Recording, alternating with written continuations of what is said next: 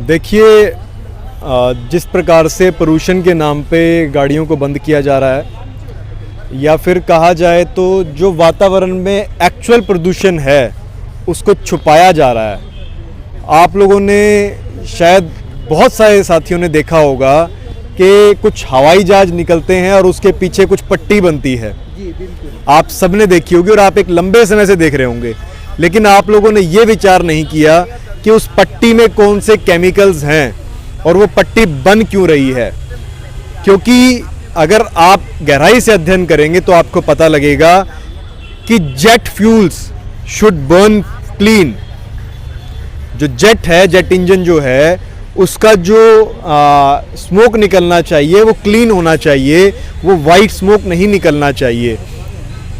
आप जब इन चीज़ों को उठाएंगे, लोगों से पूछना शुरू करेंगे, सरकार से सवाल करेंगे या कुछ बड़ी कंपनियों के वेबसाइट पे जाएंगे जैसे कि गूगल, माइक्रोसॉफ्ट जैसी पे, तो आपको ये पता लगेगा कि वो कहेंगे कि ये कॉन ट्रेल है।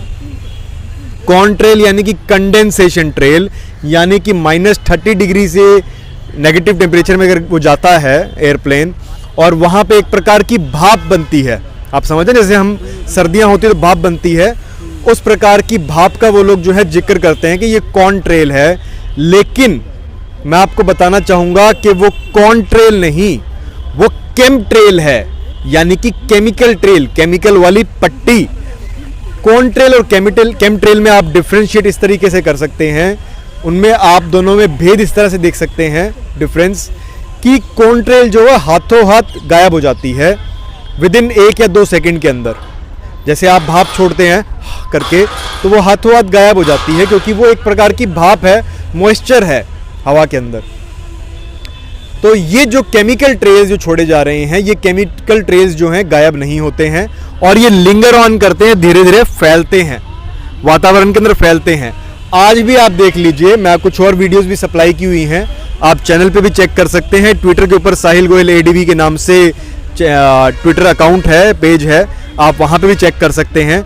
हमने लगातार आपको सारे सबूत भेजे हैं, उसमें सारी चीज़ मेंशन्ड है कि ये जो है केमिकल जो छोड़े जा रहे हैं लगातार, इन केमिकल्स के अंदर एल्यूमिनियम ऑक्साइड, बेरियम और स्ट्रोंटियम जैसे केमिकल्स हैं और इन केमिकल्स की वजह से बहुत खतरनाक जो है नुकसान हो रहा है। आज भी आप देखिए लगभग 22 से 23 डिग्री का टेम्परेचर है इस समय पे, और आज भी जब आप हाईवे पे घूमेंगे आपको चारों तरफ सफ़ेद सफ़ेद नज़र आएगा। मैं पूछना चाहूँगा आपसे कि 22-23 डिग्री के अंदर कौन सी धुंध होती है? तो ये सफ़ेद सफ़ेद धुंधलापन जो है चारों तरफ, आप हाईवे पे जाएंगे तो आपको खेतों में भी नज़र आएगा दिन के समय पे, और पूरी रोशनी के अंदर भी नज़र आता है। तो ये आ कहाँ से रहा है? ये केमिकल, ये वही केमिकल है जो ऊपर से छिड़का जा रहा है, और इन केमिकल्स के पीछे बहुत गहरे षड्यंत्र हैं। बड़ी जो सीड कंपनीज हैं जैसे कि आपकी मॉन्सेंटो, बेयर जैसी कंपनीज, इनके पास पेटेंट है, और बिल गेट जैसे लोग जो हैं इसके अंदर इन्वॉल्व हैं। ऐसे पेटेंट्स हैं कि जो आपका सीड है, जेनेटिकली मॉडिफाइड सीड उन लोगों के पास जो है, वो कम धूप की रोशनी में और एल्यूमिनियम रेजिस्टेंट होगा, उग पाएगा इस कंडीशंस के अंदर। एल्यूमिनियम रेजिस्टेंट, क्योंकि इन केमिकल्स के अंदर एल्यूमिनियम है, एल्यूमिनियम ऑक्साइड, बेरियम, स्ट्रोंटियम है। तो ऐसे केमिकल्स के होने के बावजूद भी वो बीज उग पाएंगे और रोशनी के कम होने पे। तो अब देखिए, इन बड़ी कंपनीज को और इन बड़े उद्योगपतियों को खेल चलाना होगा क्लाइमेट के नाम पे। एक क्लाइमेट स्कैम किया जाएगा जिसको हम कहते हैं #क्लाइमेट स्कैम। आप लोग भी शेयर कर दीजिए #क्लाइमेट स्कैम। और इसके अंदर ये लोग चाहते हैं कि आपके देसी बीज खत्म हो जाएं, आपके देसी बीज खत्म हो जाएंगे, क्योंकि आपका बीज से बीज नहीं बनेगा तो आप लोग इन बड़ी कंपनियों पर निर्भर हो जाएंगे।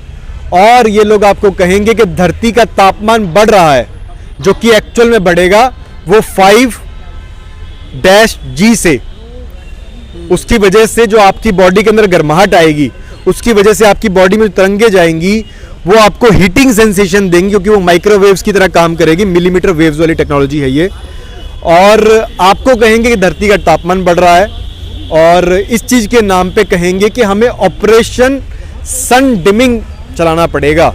ध्यान दीजिए, ऑपरेशन सन डिमिंग, और उसमें वो कहते हैं कि हमें सूर्य की रोशनी को ढकना होगा, चाहे तो धरती पे सर्दी के नाम पे, चाहे गर्मी के नाम पे, और ग्रीन हाउस गैसेस के नाम पे, और सूरज की रोशनी को ढक देंगे। और जब रोशनी ढक दी जाएगी तो आपके बीज उगेंगे नहीं, आप लोग उन कंपनियों पे निर्भर हो जाएंगे, और उन बीजों की वजह से जो कृत्रिम बीज हैं फैक्ट्रियों वाले, उन कृत्रिम बीजों की खासियत क्या है देखिए, वो नपुंसक बीज हैं। समझ पा रहे हैं मेरी बात को? नपुंसक बीज को अगर आप लोग खाएंगे तो आज आप देख लीजिए, अखबारों को उठा के देख लीजिए कितनी नपुंसकता बढ़ती जा रही है, कितने लोगों को जो है इस प्रकार की समस्याएं आ रही हैं। तो वो समस्याएं डायरेक्टली रिलेटेड इन्हीं लोगों से है, और इन्हीं लोगों का पैसा लगा हुआ है बड़ी फार्मा कंपनीज के अंदर और बड़े हॉस्पिटल के अंदर, मल्टी स्पेशलिटी हॉस्पिटल्स के अंदर। तो जब तक आप लोग बीमार नहीं पड़ेंगे तो इन हॉस्पिटल्स का खर्चा कैसे निकलेगा? क्योंकि एक मरे हुए आदमी से और एक जो बिल्कुल सही आदमी है, जिसके कोई दिक्कत नहीं है, कोई डिसईज नहीं है, ध्यान दीजिए, डिजीज जो बोलते हैं वो डिसईज है, यानी कि आदमी का ईज में ना होना, आदमी का सही सिचुएशन के अंदर ना होना, सही मानसिक संतुलन ना होना, सही शारीरिक संतुलन ना होना, वही होता है डिसईज। तब आप जब डिसईज हो जाएंगे तो उस समय पे आपको हॉस्पिटलों में भेजा जाएगा, और हॉस्पिटलों के माध्यम से आपका सारा पैसा जो है इन्हीं बड़ी कंपनियों के पास पहुंच जाएगा, और आप लोग मानसिक और शारीरिक तौर से जो है गुलाम बन जाएंगे। ये एक बहुत बड़ा षड्यंत्र है, आप लोगों को इसके खिलाफ जो है बोलना चाहिए। और केमट्रेल, इसके बारे में रिसर्च कीजिए, जियो इंजीनियरिंग के बारे में रिसर्च कीजिए।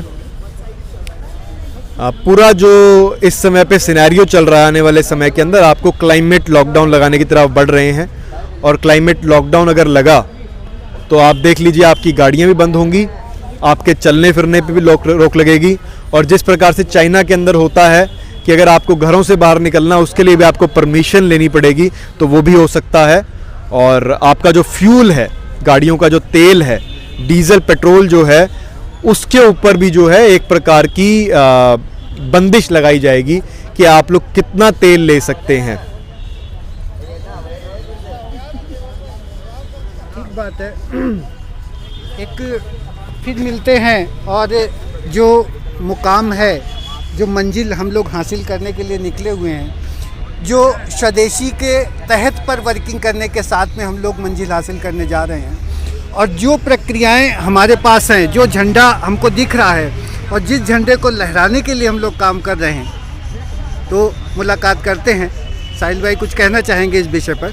जी, बस आप सभी इकट्ठे हो जाएं, और चाहे मल्टीनेशनल कंपनीज हो या कुछ कॉरपोरेट जो बड़े घराने हैं, वो मिलके चाहे कितने बड़े षड्यंत्र कर लें, लेकिन आप सब अगर संगठित हो जाएंगे और आप अपने हक की आवाज़ उठाना शुरू कर देंगे, तो ये लोग आपका कुछ नहीं बिगाड़ पाएंगे। आप सबको अपने लेवल पे आवाज़ उठानी चाहिए। जो लोग आवाज़ उठा रहे हैं उनका साथ दीजिए, और अपने अपने लेवल पे भी आवाज़ उठानी शुरू कीजिए। नमस्ते, वंदे मातरम। वंदे मातरम सभी को।